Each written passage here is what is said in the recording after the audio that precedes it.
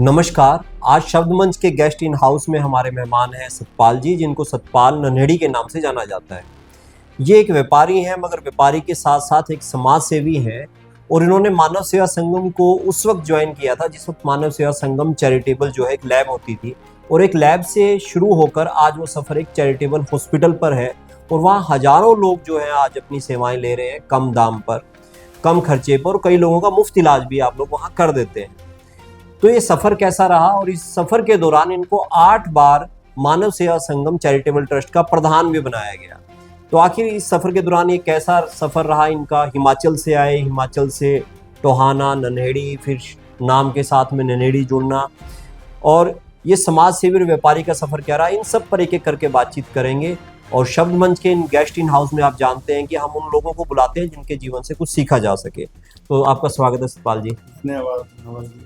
और ठीक है, सब बढ़िया। बहुत बढ़िया। अच्छा जी, एक बात बताइए, हिमाचल की वादियां छोड़ के जहाँ लोग घूमने जाते हैं वहाँ छोड़ के आप यहाँ आए, क्या वजह रही? नवल जी, हमारा जो गांव था वो था बाघड़ा डैम से 3 किलोमीटर अच्छा जी। आगे चल बाघड़ा डैम से क्रॉस करके जाते।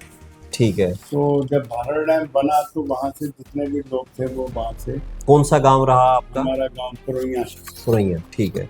तो वहाँ से सभी लोगों को माइग्रेट करके इधर घुसाया गया। इतने लोग थे, अगर कहने वाले ये कहते हैं कि अगर हमें एक जगह बसाया जाता तो हमारा एक एमपी बनता। इतने गांव उधर से जो इधर हरियाणा और राजस्थान में आए। ठीक है जी।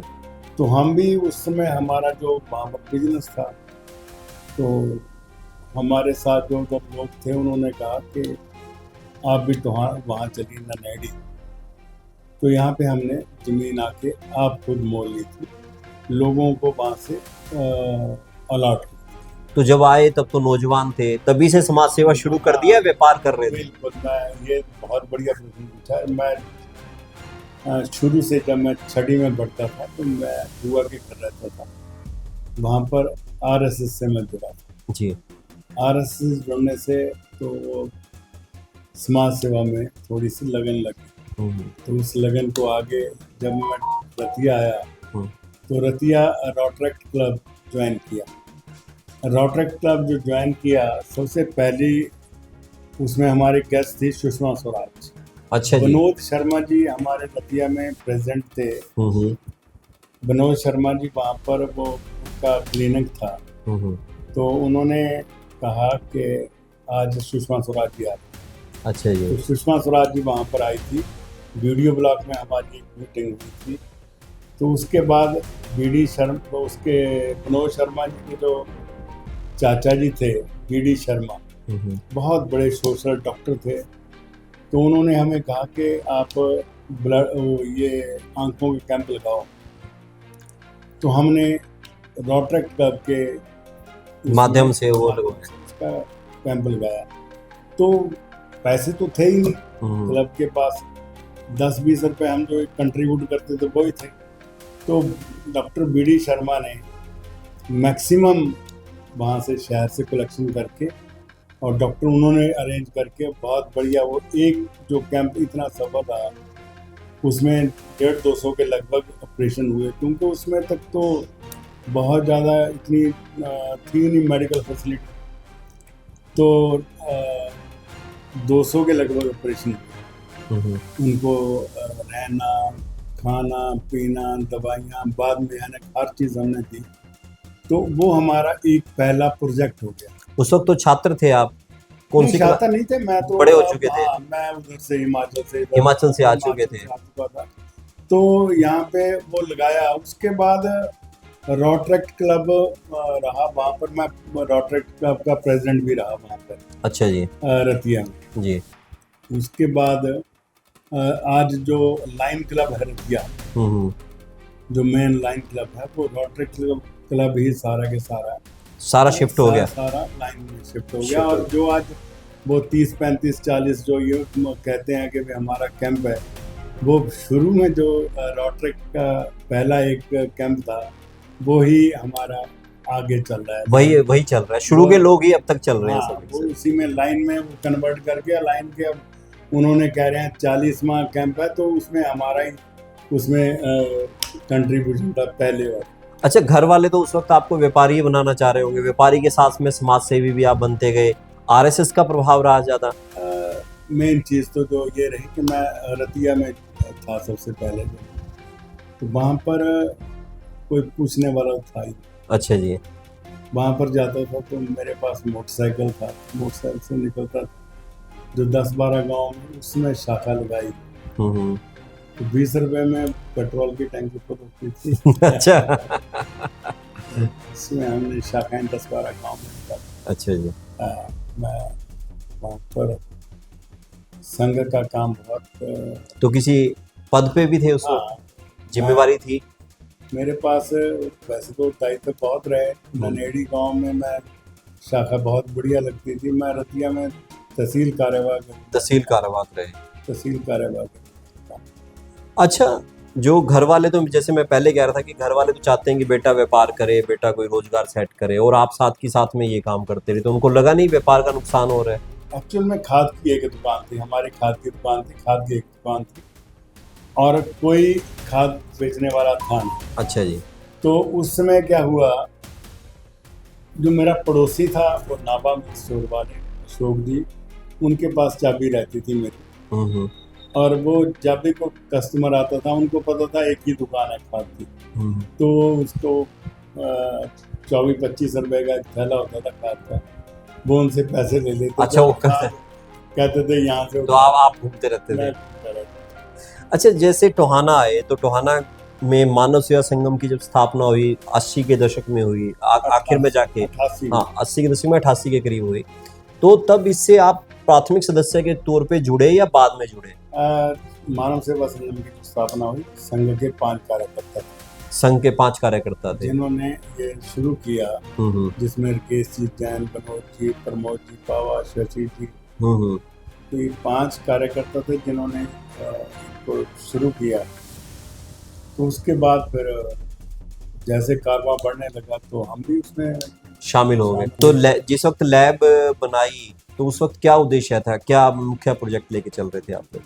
जब लैब बनाई, एक्चुअल में ना यहाँ पे ब्लड के कारण से कोई मृत्यु ना हो, उसके लिए हमने मिलके ये डिसीजन लिया। एक्चुअल में यहाँ पे एक संत आए थे, विजय मुनि जी स्नेही जी, जैन संत थे, तो उन्होंने यहाँ पे उनका रहता है डेली का प्रवचन, तो उन्होंने, हम नौजवान जाते थे कभी कभी, तो उन्होंने कहा कि अमीर वो नहीं जिसने धन कमाया है, अमीर वो है जो किसी के काम आया है। तो उन्होंने कहा कि भाई खड़े हो जाओ नौजवानों, अच्छा आप कुछ काम करो समाज के लिए, समाज सेवा किस तरह से कर सकते हैं, तो खून देना शुरू करो या कोई लैब बना लो। उन्होंने ही दुर्गा कॉलेज की स्थापना करवाई। उन्होंने करवाई।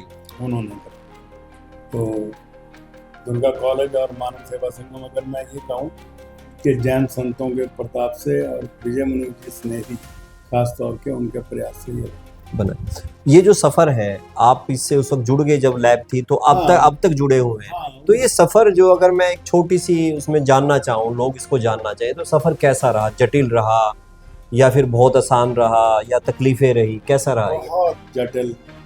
समाज सेवा कहना एक बड़ा आसान है, मगर उसको जो करना बहुत कठिन होता है। बहुत काम किया हमने, बहुत काम किया समाज सेवा। आपको पता है 1991 में जब फ्लड आया तो हम दिन रात उसके लिए काम किया। एक बार डीसी हिसार से आया, हमें मैसेज के खाना चाहिए, कितने आदमी का? 10,000 आदमी का। और 10,000 आदमी का, मैं मजेदार बात बता रहा हूँ। तो हमने कहा कि भाई कहाँ भिजवाना? उन्होंने कहा फतेहाबाद भिजवाना, रतिया भिजवाना।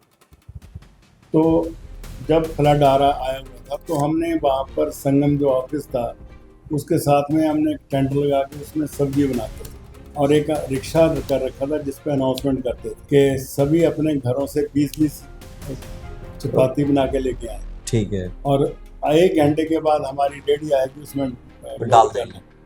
लोगों में इतनी सेवा भावना थी, हम 20 कहते थे, वो 30, 40, 50 बना के रखते थे, और 5-4 घरों में रेडी भर के हो जाती थी और फिर लेके आते।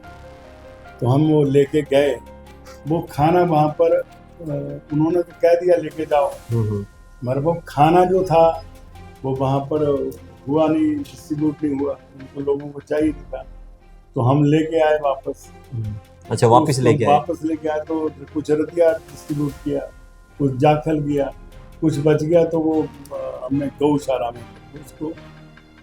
ये जो हॉस्पिटल का आइडिया था, ये पहले तो नहीं था फिर आपका? क्योंकि देखा जाए तो आप अलग अलग तरह के सामाजिक काम कर रहे थे, लैब बना रहे थे। लैब का काम था, लैब के काम के साथ हमने ब्लड का शुरू कर दिया। यहाँ डॉक्टर बजाज आए थे, तो वो बहुत अच्छे सर्जन थे, ऑपरेशन बढ़िया करते थे, तो वो ब्लड की आवश्यकता रहती थी। तो उनसे जब मुलाकात हुई तो उन्होंने कहा कि ब्लड की आवश्यकता है। अच्छा, कहा ठीक है। लैब बन गई थी हमारी। और केएस जी जैन जो पत्रकार हैं, वो हमारे ऑफिस के इंचार्ज थे, ठीक है, लैब के भी इंचार्ज थे और हमारे कैशियर भी। तो केएस जी वहाँ पर पूरा का पूरा दिखते थे, तो फिर हमने शुरू किया लैब का, जैसे उसके साथ ही हमने ब्लड का शुरू कर दिया। और ब्लड का ये रहा कि बाहर हम एक बोर्ड लगाते थे कि ये ब्लड ग्रुप हमारे पास पड़ा, उसमें तो लाइसेंस था ही नहीं कोई, तो ये ग्रुप के इतने इतने यूनिट पड़े।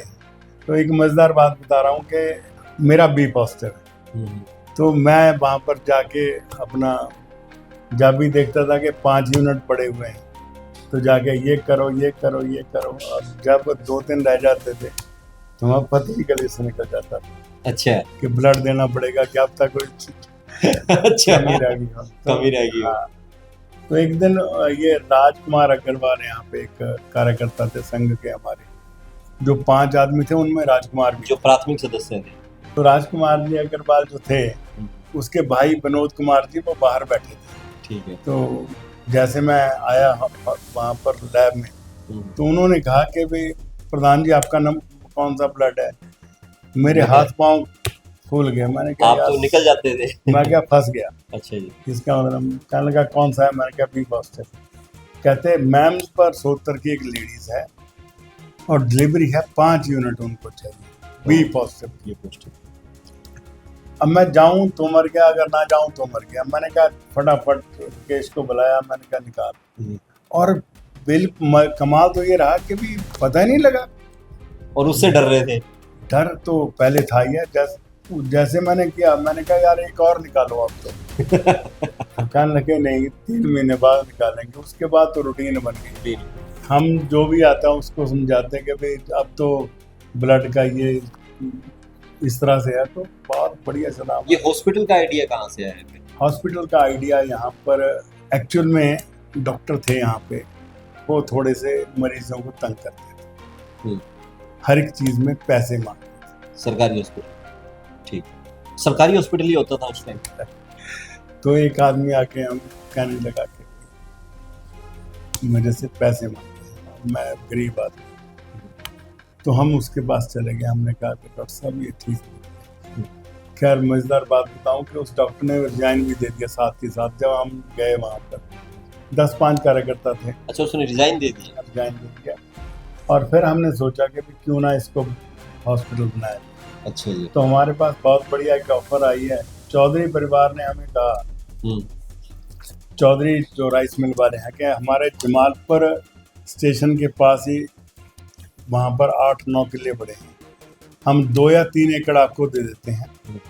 अगली साइड जो है वो हमारी रहेगी, उसमें हम शॉप्स काटेंगे और पीछे आपकी रहेगी। तो हमने कहा आप ये ले लो और हॉस्पिटल बना लो। जब हमने शुरू करना था तो उसके बाद मुझे 1-2 आदमी कहने लगे सतपाल जी ये बताओ कि वहाँ पर जाएगा कौन? ठीक है। मैंने कहा बिल्कुल ये भी क्या है, कौन जाएगा वहाँ पर? तो हमने उसको पोस्टपोन कर दिया। इतने में योग सभा वाले जो थे, महावीर जी योगा वाले, वो खोलना चाहते थे इसी मानव सेवा संगम जो बना है यहाँ पे। तो वो गए वहाँ पर पटियाला में, ये भगवान सिंह रोडा की जगह थी, रोडा की जगह थी। तो उनके पास गए, उनकी बात बनी थी। उन्होंने मेरे को बुलाया महावीर जी ने। महावीर जी कहने लगे सतपाल अगर हॉस्पिटल बनाना है तो ये जगह देखो, उनसे बात करो। तो हमने गोप मड़िया से बात करी। गोप मड़िया का उस परिवार से बहुत तालमेल था और गोप मड़िया का संगम के प्रति बहुत ज़्यादा, तो उन्होंने वो हमारे साथ गए, हमने वहाँ पर बात की और 2:30 या 2:40 में हमने फाइनल कर लिया। ठीक है। और कितनी जगह ली थी तब? क्या किले के लगभग एक एकड़। तो उसके बाद उल्टा उनकी मदर आई, वो कहने लगी उसने आप बच्चे से ले आए और ये आपने गलत कर दिया। अच्छा। मैं नहीं है बेचती। फिर उसके बाद हमने 50-40 हज़ार और देके वो ले। अच्छा, कभी ऐसा लगा कि जैसे ये जो काम कर रहे हैं आप हॉस्पिटल का, इसमें लोग मदद नहीं कर रहे? हमने जब इसका शिलान्यास कराया साहब सिंह वर्मा से, कुछ टोहाना की पार्टियां जो दिल्ली रहती थी उन्होंने मदद की, कुछ लोगों ने यहाँ पर मदद की। हमने इसको शुरू कर दिया, बनाना शुरू कर दिया। शॉर्ट में करेंगे, बिल्डिंग बन गई। उसके बाद हमारे पास पैसा नहीं था लगाने के लिए कि हम इसके दरवाजे लगा दें। चला कैसे सकते थे, बड़ी प्रॉब्लम अड़ गई। एक आजकल माल टाउन में रहते हैं, वो नाम नहीं मैं लूँगा, वो सैर कर रहे थे संगम के आगे से। ठीक। उन्होंने मेरे को बुलाया, कहता प्रधान जी बात सुनिए। मैं हाँ जी बोलो। कहता क्या कितने पैसे लगे हैं? मैं कहा लाखों रुपए लगे। कहता लोगों से पैसे इकट्ठे करके और यहाँ लगा के आप चुपचाप सो गए? कहता अगर नहीं चलाना था तो क्यों बनाया? मैंने कहा कोई बात नहीं। हमने शाम की मीटिंग बुलाई, हमने कहा यार इस तरह की बात है। तो राजेंद्र कुमार बल्ली जो हमारे यहाँ पे सोशल वर्कर है, बल्ली ने कहा कि मेरी बुआ है दिल्ली में विडो है। एक्चुअल में ना बल्ली की बुआ की जो शादी थी बचपन में हो गई। शायद मैंने पहले भी आपको बचपन में हो गई। उसकी बचपन में शादी हो गई थी और उसके अभी गोना हुआ नहीं था और उसके घर वाले की डेथ हो गई। तो उसने शादी करवाई, वो पढ़ के अपने पाँव पे खड़ी हुई और उन्होंने दिल्ली में पॉश एरिया में अपनी बहुत बड़ी कोठी बनाई। तो उसका आगे पीछे था ही नहीं कोई, वैसे तो परिवार के प्रॉपर्टी थी उसके पास, सारे परिवार के लोग थे, पर वो भी प्रॉस्पर थे। उन्होंने कहा कि ये पैसे हम लगाएंगे, दान में लगाएंगे। तो उनकी जो कोठी थी उसमें जो भी सामान था उन्होंने वो हमें देना था। तो उनका टेलीफोन आया कि इस तरह से सामान ले जाओ। खैर वो भी एक बहुत लंबी कहानी है। उन्होंने हॉस्पिटल चालू किया दिल्ली में। आपने बताया था वो पिछली वाली वीडियो में। जो किया और वीडियो सारा सारा जितने डॉक्टर थे वो चाहते थे कि भाई मैं इसके ये हॉस्पिटल हम इसके मालिक बन जाए। तो उन्होंने उसको बंद कर दिया। जो बेड थे, जितना जो भी सामान था, हर चीज़ वो उन्होंने हमें दे दी। तो रात को उसकी बुआ कहने लगी कि भाई बल्ली लेबर वाले लेके आओ और वो ले जाओ। हमने कहा हमारे पास लेबर वाला क्या मतलब है, हम ही लोड करेंगे। हम 3-4 कार्यकर्ता थे, हमने सारा का सारा सामान लोड किया। दरवाजे थे, पंखे थे, शीटें थी, वॉश बेसिन था, हर चीज़ हमने उठा के रख के। आप खुद ले गए, लोड करके ले आए यहाँ पे। तो सामान लोड कर लिया तो बल्ली कहने लगा बुआ अब तो दरवाजे लगाने हैं, उसके लिए पैसे 2,70,000 रुपया अलग से दिया। अलग से उन्होंने हमें चेक 2,70,000 रुपये ले जाओ और लगवाओ। और 1-2 प्रोग्रामों में आए भी यहाँ पे। हमने मान सम्मान भी बहुत किया। जब उनकी डेथ हो गई तो उन्होंने अपना जो अल्ट्रासाउंड है उसके लिए 6 लाख रुपए बाद में भी उनका आया। अच्छा जी। तो वो लगातार मदद करते रहे अपने? वो लगातार मदद करते रहे। अच्छा, एक चीज़ बताइए, जैसे आपने ये तो बता दिया लोगों ने उलाना दिया और उस उलाने के बाद फिर आपको लगा मीटिंग की और ये वाली बात हो गई, ये बीच में रह गई थी। तो जब उन्होंने अड़ाना दिया तो हमने मीटिंग करी। तो सभी कहने लगे बात तो ठीक है लोगों की, इसमें गुस्सा नहीं होना चाहिए, प्रयास करो। भी लोगों से पैसा इकट्ठा किया हमने, लगाया है तो प्रयास करो। तो यहाँ पे डॉक्टर SKS मड़िया टोहाना के और पटियाला रहते थे। ठीक है। तो हमने उनसे मुलाकात की जाके पटियाला। हमने कहा डॉक्टर साहब इस तरह से हमने हॉस्पिटल बनाया है, एक बार आप आओ। तो उनकी यहाँ पे ज़मीन भी थी तो वो यहाँ पे आए, उन्होंने हमें बुलाया और कहने लगे दिखाओ हॉस्पिटल। हमने दिखाया। वो कहने लगे आप ऐसे करो, यहाँ पे एक लैब चालू करो, हॉस्पिटल आपके बस की बात नहीं। तो हमारा जुनून था हॉस्पिटल वाला, तो वो कहने लगे कि नहीं लैब चालू कर दो। हमने कहा आप ऐसे करो, आप हमारे डायरेक्टर बन जाओ, हॉस्पिटल के डायरेक्टर। उन्होंने कहा ठीक, मैं आपका डायरेक्टर हो गया, 1 रुपया पर मंथ के हिसाब से सैलरी लूँगा। मैंने कहा ठीक है जी, उनसे होगी। उन्होंने हर बार हमें यही कहा कि आप लैब चलो, और हमारे कार्यकर्ता कहने लगे कि लैब नहीं हमारे से चल पाएगी, हॉस्पिटल देखते हैं। तो हमने हॉस्पिटल का फिर फैसला लिया। और 14 तो शुरुआती प्रधान कौन बने फिर आपके? मैं ही था उसमें। जब शुरुआती प्रधान भी आप ही थे? जब हॉस्पिटल बना तो उसमें एक चेयरमैन के रूप में सुरेंद्र किनरा जी थे और मैं प्रेसिडेंट था। तो उस वक्त जो चुनौतियां थी आज भी वही चुनौतियां बदल गई? उसमें तो चुनौतियां, उस समय की जो चुनौतियां थी को लोग, हम सारे कार्यकर्ता सहर्ष स्वीकार करते थे। जैसे पहला एक केस आया, डिलीवरी थी, धारसूल से थी, सिविल में लेके आए, डॉक्टर नहीं था, उन्होंने कह दिया आज नया हॉस्पिटल खुला है वहाँ पर चले जाओ। पहला दिन था, हम ऑपरेशन थिएटर जो भी आए हमारे पास दिखाने के लिए क्या था, ऑपरेशन थिएटर उसमें एक टेबल पड़ा है, थोड़े बहुत सामान और पड़ा है। तो हम जिसको भी जा रहे थे ये ऑपरेशन थिएटर हमारा, ये ऑपरेशन थिएटर हमारा। तो जब वो आ गया, डिलीवरी आ गई, तो हमने डॉक्टर को बुलाया। डॉक्टर कहने लगे इसका तो ऑपरेशन होगा और हम ऑपरेशन कर नहीं सकते। अच्छा, क्या बात डॉक्टर साहब? कहने लगे ये तो यहाँ पे सुबह से शाम तक आपने कम से कम 1000 आदमी इसको दिखा दिया, तो यहाँ पे तो मैं नहीं कर पाऊंगा। अभी आपने इसको दूषित ही इतना कर दिया। तो हम बड़े परेशान। हमने कहा डॉक्टर साहब देखो, हमें नहीं पता, इनके हमें मेडिकल लाइन से तो बहुत दूर थे ना, हमें पता नहीं था। तो उन्होंने कहा कि हमारे राजेंद्र किनरा नाम से एक कार्यकर्ता हैं, शुरू से लेके आज तक कैशियर है, उनकी मिसेज जो थी वो यहाँ पे नीलम किनरा सिविल हॉस्पिटल में हेड नर्स रिटायर हुई है।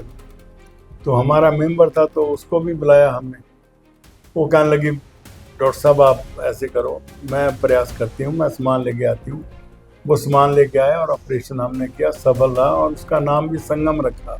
अच्छा, उन्होंने परिवार के लोगों ने संगम रखा। हाँ, उस जो बच्चा हुआ, पहला बच्चा पैदा हुआ, उसका नाम ही संगम। तो हमें तो जरा भी टाइम मिलता तो सारे के सारे मेंबर पहुंच जाते थे वहाँ पर हॉस्पिटल में, क्या चीज़ चाहिए, क्या करना है, क्या नहीं करना है। कोई भी केस आता, हमारी जिम्मेवारी कह के लेके आते। अच्छा। तो डॉक्टर ने एक दिन हमें बुलाया, उसने कहा कि बिल्कुल ठीक है आपकी बात, जिम्मेवारी आप लेते हैं, आप इसको मंदिर मानते हैं, ठीक है, काम भी ठीक हो रहे हैं, पर कभी भी जिंदगी में यह नहीं करना, जिसका जहाँ पे दिल लगता हो वहीं पर जाके वो इलाज कराए। ऐसा कभी भी, ये जो मेडिकल लाइन है उसमें ये है कि भी किसी को फोर्स नहीं करना, अगर थोड़ी सी भी गलती हो तो उसमें वो प्रॉब्लम आएगी। तो हमारे दिमाग में भी आया कि धीरे धीरे करके आया। तो उसके बाद तो फिर चल गया। तो ये लगातार आपको प्रधान बनाया गया, ये आपके ऊपर भरोसा ज्यादा है, कोई और बनने के उसमें नहीं ऐसा है। 2 टाइम पहले बना, उसके बाद और हमारे प्रेसिडेंट बने। आपको नहीं पता, रमेश गोयल, हाँ वो भी रहे, वो भी हमारे प्रधान रहे हैं, शशि भूषण जी रहे हैं, राजेंद्र बल्ली जी रहे हैं, पर 8 बार तो कोई भी नहीं रहा। नहीं, हाँ, ये अभी 6 साल तो अभी 3 बार तो लगातार हो जाएंगे, अभी लगातार हो जाए। तो इसका वजह क्या रही है, मैं जानना चाहता हूँ। कुछ नहीं, इसकी वजह तो भी वैसे मैं नहीं कह रहा भी जिम्मेवारी लेने वाले लोग नहीं है, ज्यादा विश्वास आपके ऊपर है, या ज्यादा विश्वास आपके ऊपर है? बात नहीं है, सारे जिम्मेवारी लेने वाले हैं, सारे काम करते हैं, पर चलो उन्होंने मेरे पर जिम्मेवारी सौंपी। एक्चुअल में क्या है, टाइम बहुत देना पड़ता है, और कार्यकर्ता जब इलेक्शन होता है तो उसमें आते कम, ठीक है, एक ही रहता है कि भी मेरे ऊपर ना कोई जिम्मेवारी पड़ जाए। अब जब आप प्रधान रहे लगातार, तो आपने हमेशा हर बार कोई टारगेट लिया कि अब क्या मुझे ये करना है, जैसे अब क्या बने हैं तो अब क्या मुझे ये करना है? यहाँ जब भी प्रेसिडेंट बने हैं उसमें यही रहता है कि संगम के हित में जो भी बेस्ट से बेस्ट कर सकते हैं वो करें। हाँ। अच्छा, किसी संस्था को चलाने का अब आपको अच्छा खासा अनुभव हो गया, इतने टाइम हो गया, तो क्या कुछ कुछ मंत्र भी आए हैं जो दूसरों को पता लग जाए, दूसरे भी संस्था चला ले बढ़िया ढंग से? नहीं, ऐसी बात नहीं है, समर्पण होना चाहिए और कोई विशेष नहीं है, समर्पण हो। क्योंकि ये सवाल मेरा इसलिए बनता है कि टोहाना में बहुत सी संस्थाएं बनी हैं, बंद हो गई हैं, मगर देखा जाए तो इतने लंबे समय तक जो है मानव सेवा संगम चल रही है और बकायदा आगे बढ़ भी रही है सामाजिक कार्य में, तो इसमें कुछ तो अलग से होगा। हमारे सभी कार्यकर्ताओं में बहुत समर्पण है। जब भी कोई कार्यक्रम हो, जब भी उनको मैसेज दिया जाए 1 सेकंड में आते हैं। तो इसके अंदर टोहाना में कई संस्थाएं बनी और कई संस्थाएं बंद भी होगी, लंबे समय तक कोई संस्था नहीं चली, मानव सेवा संगम लंबे समय तक चल रही है। आपको एक और मजेदार बात बताऊं कि हमारे यहाँ कोई भी ये नहीं है शो ऑफ करने का कि भाई हमें, मैं पहले भी आपको बता रहा था कि अगर नहीं पंक्ति में बैठने का कोई नहीं, हमारे यहाँ पे सारे के सारे काम करने वाले, समर्पित भाव के लोग, समर्पित भाव से काम करने वाले। जो दूसरे थे वो चले गए या रहे ही नहीं कभी? 92 मेंबर थे हमारे, एक और भी रह गया था जी। 92 मेंबर थे जब हमने शुरू की संगम जी। तो हमारा ये था कि कोई भी अगर ब्लड के लिए इनकार करता है तो उसको निकालेंगे। अच्छा, ये भी नियम था, ठीक है जी। और ये भी नियम था अगर 3 महीने में लगातार मीटिंग में कोई नहीं आएगा तो उसको भी निकालेंगे। अच्छा जी। तो हम निकालते निकालते अभी 27 पे पहुंच गए। 27 पे पहुंच गए, 27 पे आ गए। अच्छा, एक चीज और बताइए कि अगर आपको कभी मौका मिले टोहाना के सभी लोगों से एक साथ बातचीत करने का, जैसे अभी आप हैं, तो उनको क्या कहना चाहेंगे कि क्या काम करें जिससे कि सबके लिए अच्छा हो और आपकी संस्था के लिए भी अच्छा हो? सभी के लिए तो यही कहेंगे कि बढ़िया सा समाज सेवा की तरफ जुड़ें। कोई भी काम हो समाज सेवा में, उसमें अपना इंटरेस्ट लें ताकि उसी से जो बच्चे हैं उनके वो बुरी आदतों से बचेंगे। अच्छा, कई लोग ऐसा सोचते हैं कि रिटायरमेंट होगी उसके बाद समाज सेवा से जुड़ेंगे, आप तो नौजवानी से ही जुड़ना शुरू हो गए। नहीं, ऐसी बात नहीं। बहुत से ऐसे कार्यकर्ता हैं जो यंग एज में हमारे साथ जुड़े थे। अच्छा। और आज भी चल रहे हैं, अब भी जुड़ रहे हैं। अभी भी 2-4 कार्यकर्ता आए थे, उन्होंने हमें ये कहा कि हमें मेंबर बनाओ। मैंने कहा मेंबर की यहाँ पे कोई फीस नहीं है। हाँ हाँ। हमारा तो ये है कि 3 साल काम करो आप। 3 साल अगर आप काम करेंगे, हाँ हाँ, और बढ़िया काम करेंगे तो हम आपको ब्लड से इनकार नहीं करेंगे देने से। हाँ। और 3 साल अगर लगातार काम करोगे, मेंबर बने, कोई प्रॉब्लम नहीं, हमें तो कोई दिक्कत नहीं। अच्छा, कोई ऐसा उदाहरण आपके सामने आया हो किसी बच्चे का, किसी मरीज का, जिसको यहाँ आके लाभ मिला हो और फिर आपको लगा हो कि हाँ, हॉस्पिटल का काम हमारा भी बहुत अच्छा है? तो सैकड़ों, एक क्या बताऊं, सैकड़ों हैं ऐसे। लगातार उदाहरण आते हैं। लगातार उदाहरण है। सबसे कम, मैं अभी आपके सामने अभी बात कर रहा था तो बीच में टेलीफोन आया था, तो एक वेंटिलेटर पे था 4 दिन से बंदा, और पहले से वो वैसे दाखिल था, तो 4 दिन से वेंटिलेटर पे था। अब उसके परिवार के लोग कहने लगे कि भाई पैसे नहीं है, हम जो देना दे दो। आपके सामने अभी, हाँ, आपने यही कहा। कोई कुछ नहीं। अभी ये एक सांप डसने का केस आया था। हाँ। तो सरदार जी वो उसको दाखिल करा के चले गए, तो स्टाफ आया मेरे पास, स्टाफ पूछने लगा कि भाई प्रधान जी वो तो है नहीं यहाँ के और दवाई चाहिए। मैंने कहा इसके ऊपर जितनी दवाई लगेगी उतनी लगाओ, और इसको एक बार बचाना है हमने। अगर सरदार जी वो आते हैं तो उनसे अगर वो देते हैं ठीक है, नहीं तो देते नहीं तो ये सारा हॉस्पिटल खर्चा करेगा। हॉस्पिटल का खर्चा। तो इस तरह के काम आप करते हैं आम रूटीन में। अच्छा, आपके जीवन में ऐसे कोई व्यक्ति हैं जिनका आपके ऊपर बहुत ज्यादा प्रभाव पड़ा है और अब तक लगातार आप उनसे मार्गदर्शन लेते हैं? मैं तो कहूँगा संघ के जो कार्यकर्ता हैं उनका बहुत ज्यादा प्रभाव रहा, क्योंकि मैं जब मैंने संघ में जाना शुरू किया और उसके बाद कंटिन्यूसली बहुत मैंने संघ के 3 सरसंघ चालक, उनके कार्यक्रमों में गया। बाला साहब देवरस के कार्यक्रम में गया हूँ, रज्जू भैया जी के कार्यक्रम में गया हूँ। अभी ये जो अब हैं हमारे संघ चालक, इनके कार्यक्रम में अभी तक नहीं जाना। अच्छा जी। हाँ, नहीं तो सभी संघ चालकों के उनसे सीखते रहे हैं आप, वही आदर्श हैं आपके? वही आदर्श हैं हमारे। अच्छा, सबसे आखिर में मैं आपसे पूछना चाहूंगा, जैसे कि ये यूथ है खास तौर पर जो दूसरे कामों की तरफ निकला हुआ है, और जो मानव सेवा संगम की स्थापना है, हम देख रहे हैं शुरुआत में इसी चीज को लेके हुई। संतों ने कहा कि अमीर वो नहीं जिसके पास पैसा है, अमीर वो है जो समाज के लिए कुछ कर रहा है। तो युवा मोबाइल में है, मोबाइल आज के वक्त में इंटरनेटिंग सट्टा है उसकी तरफ जा रहे हैं, युवा जो है अलग तरह की मौज मस्ती कर रहा है, उनको कैसे इस तरफ लाया जाए, उनको कैसे प्रेरित किया जाए, इसके लिए कोई प्रोग्राम है आपके पास? बिल्कुल है। मैं जब भी जहाँ पर भी जाता हूँ, जो भी मिलते हैं उनसे बात करते हैं। एक मेन चीज़ है जुड़ने की, वो है आजकल ब्लड बैंक।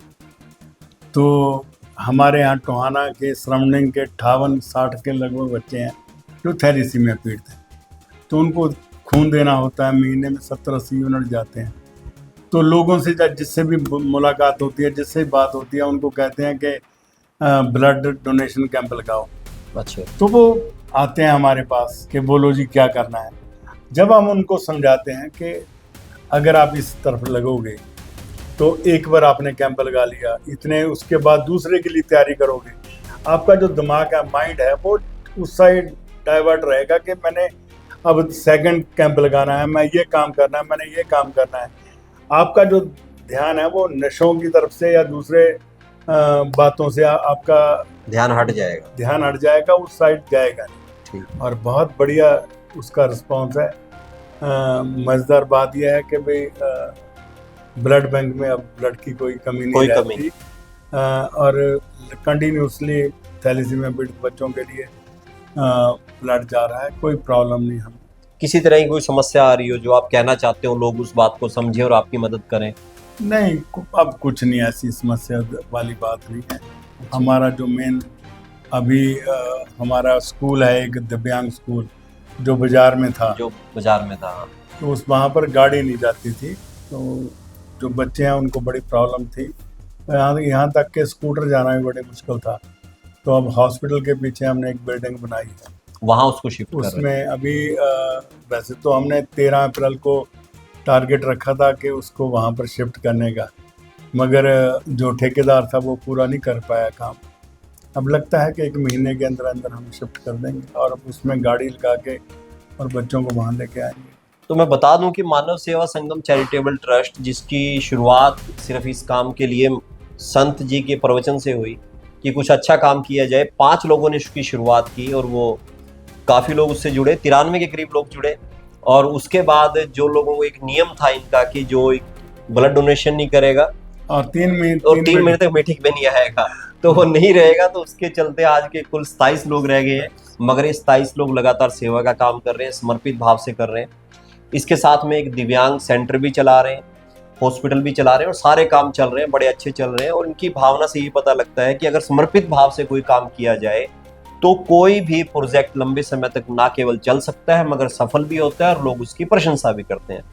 तो सतपाल जी, आप आए, बहुत समय दिया आपने, बहुत बहुत धन्यवाद।